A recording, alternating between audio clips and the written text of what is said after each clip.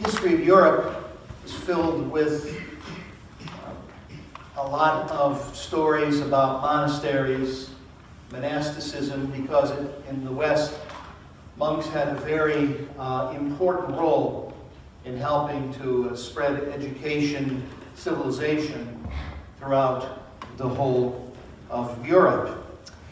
And the story is told about this monastery that at one point in time, that was located on the edge of a forest, became a great center of pilgrimage, plus a place where people would come to join with the monks in their prayer, to seek spiritual direction, and also to go to their school that they had.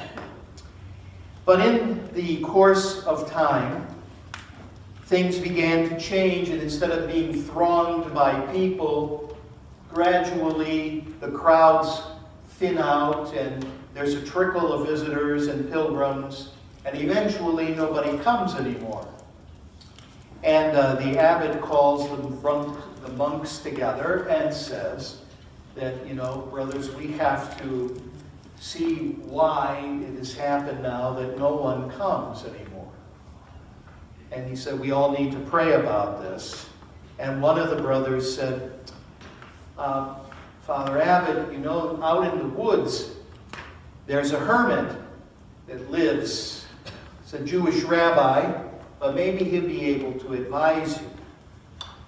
So the abbot thinks about it and figures he's got nothing else to lose, so he might as well just go out and see him.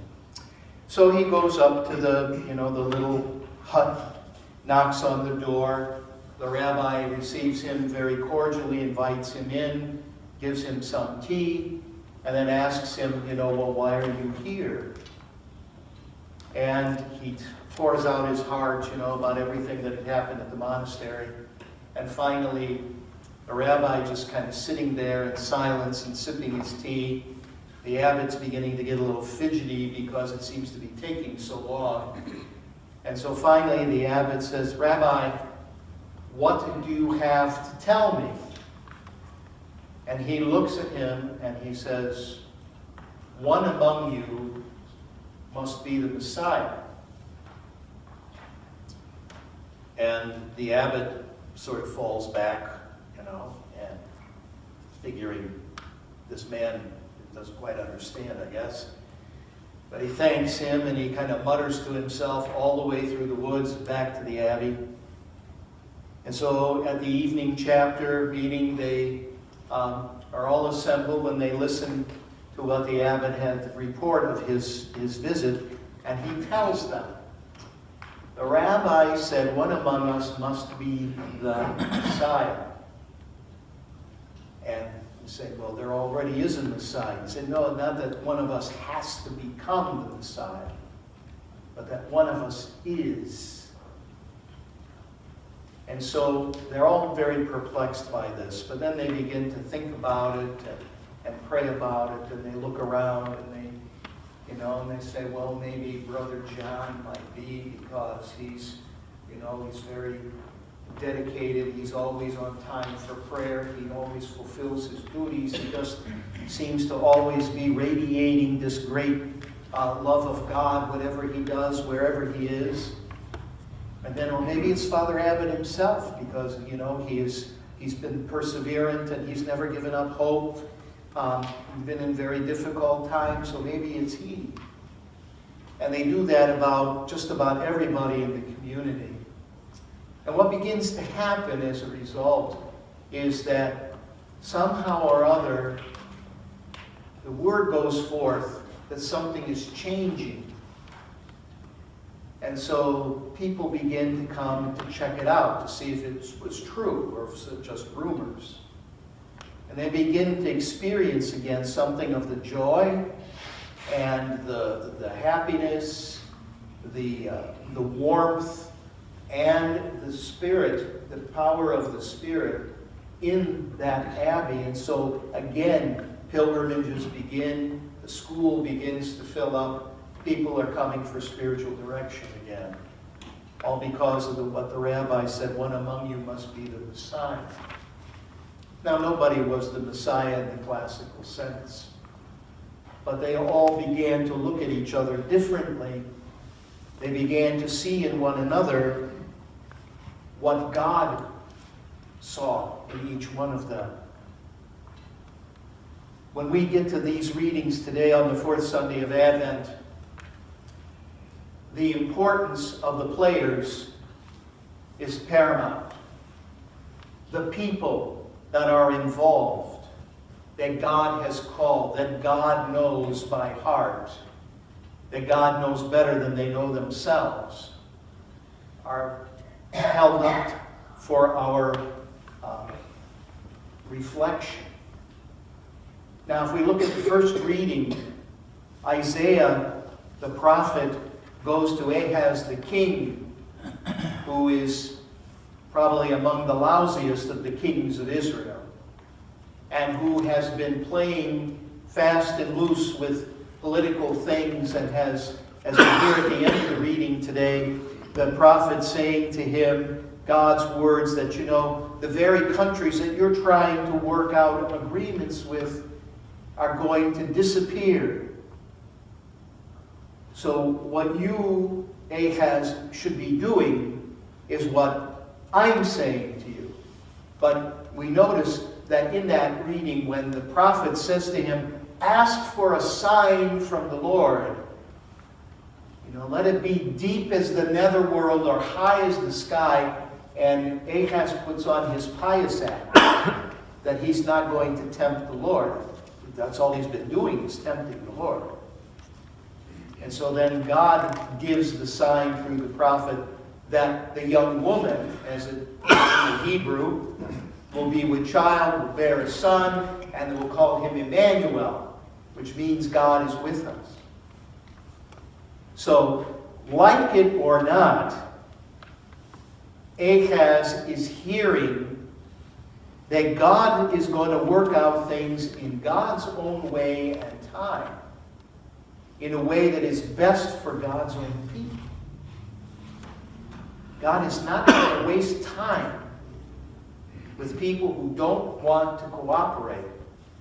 He will go to those who do in order to bring about his saving will for the world and for his people.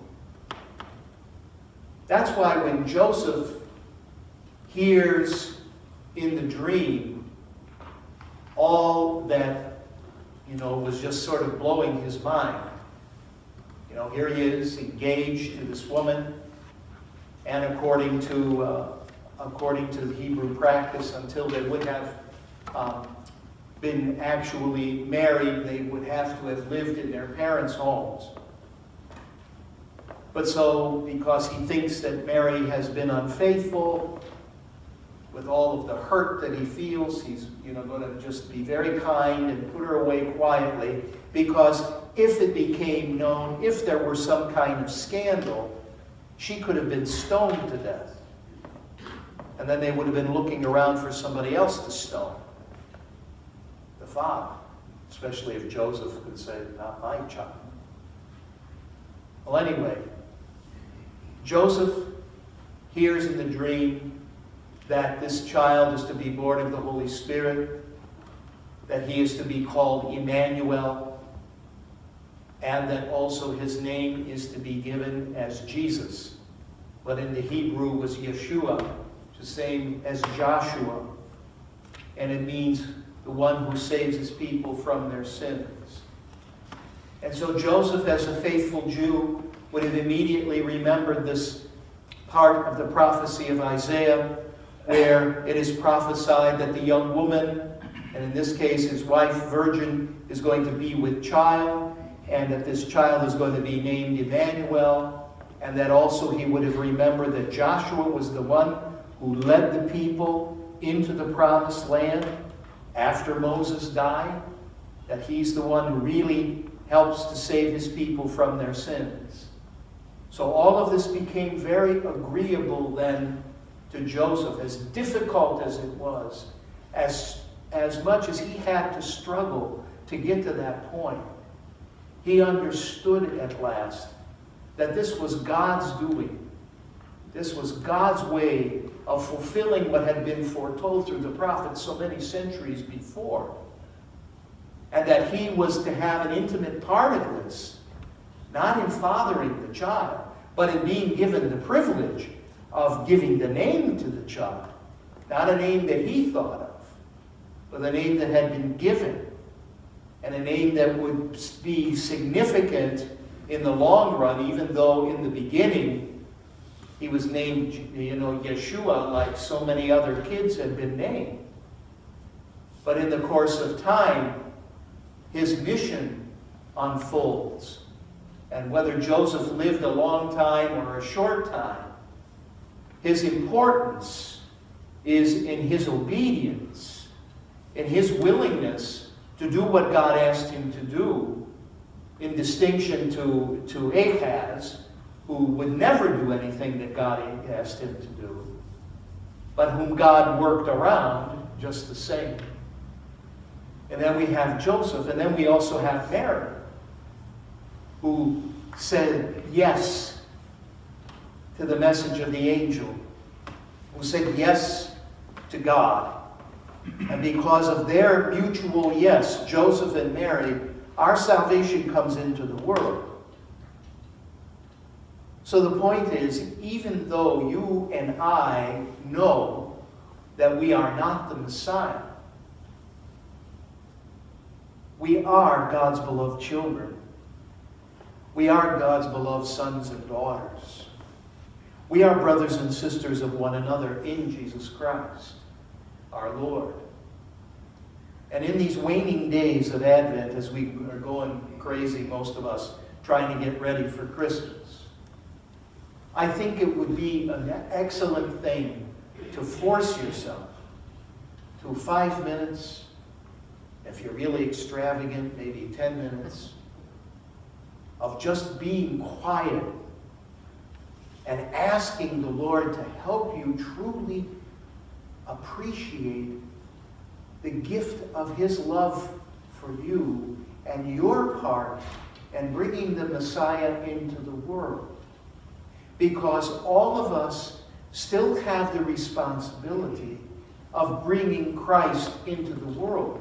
We are, by virtue of our baptism, really members of Christ's body. And if you want to stretch it a bit, we are the Christ that people are going to meet first if they haven't met him already. And so our love and our understanding and our patience and our seeking for right and good and justice in the lives of other people, all of those things that we do that we may never even reference in a spiritual way are the ways that Christ continues to touch the world, to touch people's lives, because he works through us. The mystery that we prepare to celebrate anew at Christmas is that God took on this human nature of ours to restore what had been lost in the original sin, came to restore what was lost, restore a relationship, and remind us again that this very fragile piece of life called a human being, a human body, is the instrument through which God has saved the world and continues to love the world and continues to bring forth new life into the world. It's through this humanness of ours that all this took place. So if we could ask God to help us even to see ourselves a little more clearly as he sees us, and be grateful to that, grateful for that, and grateful to him for calling us and involving us not only in this relationship, but also involving us in this plan of salvation for others. That perhaps at Christmas then, what we will do is be even more glad and rejoice even more, not just that Jesus came, or not just that he will come again, but that he continues to come into this world through all of us who profess faith in him, through all of us who say yes to God and no to the evil one, who say yes to the things that he calls us to, and no to the selfishness and degradation and all the other stuff that we can be involved with, dragged into, or fall into by making the wrong choices and sinning in a way that takes us away from that loving focus, who is Jesus come among us, Emmanuel, God with us, the one who saves his people from their sins, and who continues to do so, who once again today comes to you and me in word, in sacrament, and in one another.